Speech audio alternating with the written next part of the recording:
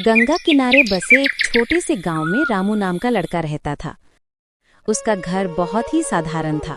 कच्ची दीवारें, ऊपर से टपकता छप्पर और आंगन में लगी तुलसी का पौधा।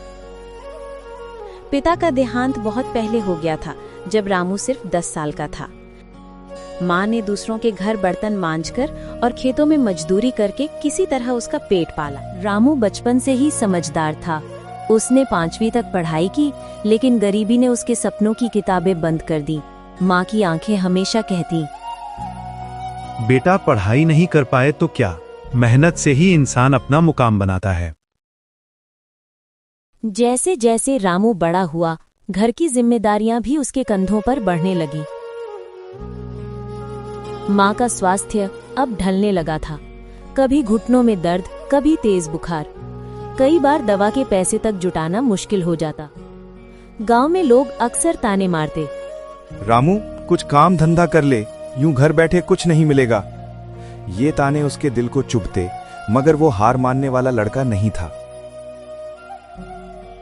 एक दिन रामू ने माँ से कहा, अम्मा मैं मंडी से सब्जी लाकर बेचूंगा, छोटे छोटे मुनाफे से ही सही, घर का चूल्हा तो जल सकेगा। माँ ने पहले डरते हुए कहा, बेटा ये काम आसान नहीं है। सुबह अंधेरे में मंडी जाना, बोरी उठाना, ठेला खींचना, तू कैसे करेगा? रामू ने मुस्कुराकर जवाब दिया, अम्मा मेहनत से बड़ा कोई हथियार नहीं, मैं सब कर लूंगा।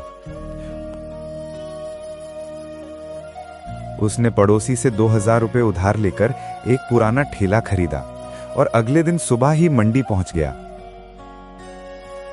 वहां किसानों से ताजी सब्जियां खरीदी और गांव की गलियों में आवाज लगाने लगा, लो जी, ताजी भिंडी, टमाटर, आलू, सब ताजा माल। पहले दिन उसका ठेला देखकर कई लोग हंस पड़े।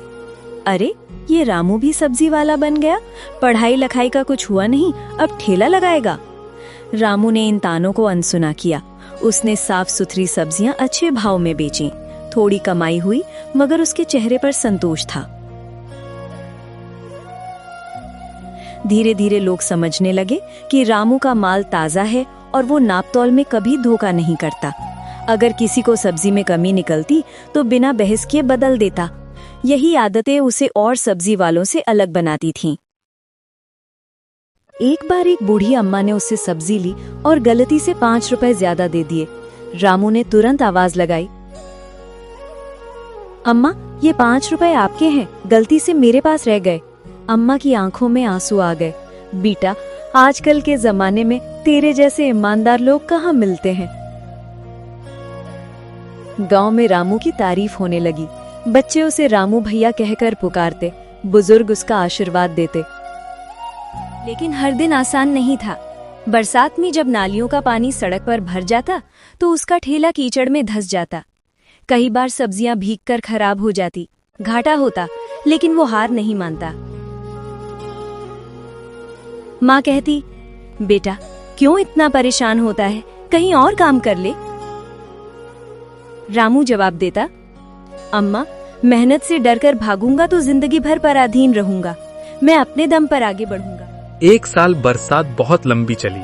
मंडी से लाया गया आधा माल खराब हो गया। गांव में भी बाढ़ जैसा हाल था। रामू को लगातार नुकसान झेलना पड़ा। 3 दिन तक घर का चूल्हा तक नहीं जला। माँ आंसू पोंछते हुए बोली, बेटा लगता है भगवान हमें भूल गया है। रामू ने माँ का हाथ थाम कर कहा, नहीं अम्मा, भगवान मेहनत का फल देर से देता है, लेकिन देता जरूर है। एक दिन गांव में नगरपालिका का बड़ा अफसर अपने रिश्तेदार के यहाँ आया। घर पर सब्जी की जरूरत थी तो उसने आस पड़ोस से पूछा, यहाँ सबसे अच्छी सब्जी कौन बेचता है? सभी ने एक ही नाम लिया, रामू ठेले वाला। अफसर ने रामू को बुलवाया।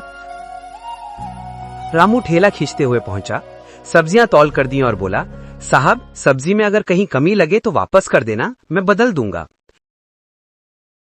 उसकी बातें सुनकर अफसर हैरान रह गया। उसने सोचा, इतना ईमानदार लड़का और इतनी गरीबी में है। अगले दिन अफसर ने रामू को बुलाकर कहा, देखो बेटा तुम मेहनती और ईमानदार हो, चाहो तो हम तुम्हें मंडी का लाइसेंस दिलवा सकते हैं। सीधे किसानों से सब्जी खरीदोगे तो ना दलाल का झंझट होगा, ना घाटा, और मुनाफा भी ज्यादा होगा। रामू की आंखों में चमक आ गई। उसने हाथ जोड़कर कहा, साहब, आपने गरीब की जिंदगी रोशन कर दी। मैं ये मौका कभी बेकार नहीं जाने दूंगा। कुछ ही महीनों में रामू ने मंडी में एक छोटी सी दुकान खोल ली। अब वो गांव-गांव जाकर ठेला भी लगाता और मंडी में भी कारोबार करता। लोग कहते, देखो, मेहनत और ईमानदारी से रामू कहां से कहां पहुंच गया। उसने गांव के 3 बेरोजगार युवकों को भी अपने साथ काम पर रखा। सबको रोजगार मिला। धीरे धीरे उसकी पहचान सिर्फ ठेले वाले तक सीमित नहीं रही। अब लोग उसे रामू भैया ईमानदार सब्जी वाला कहते। रामू जब रोज शाम को दुकान बंद करके घर आता तो माँ की आंखें गर्व से भर जाती।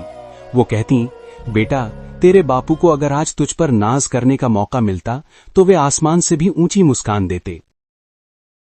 रामू सिर्फ मुस्कराता और धीरे से कहता, अम्मा, ये सब आपकी दुआओं का असर है।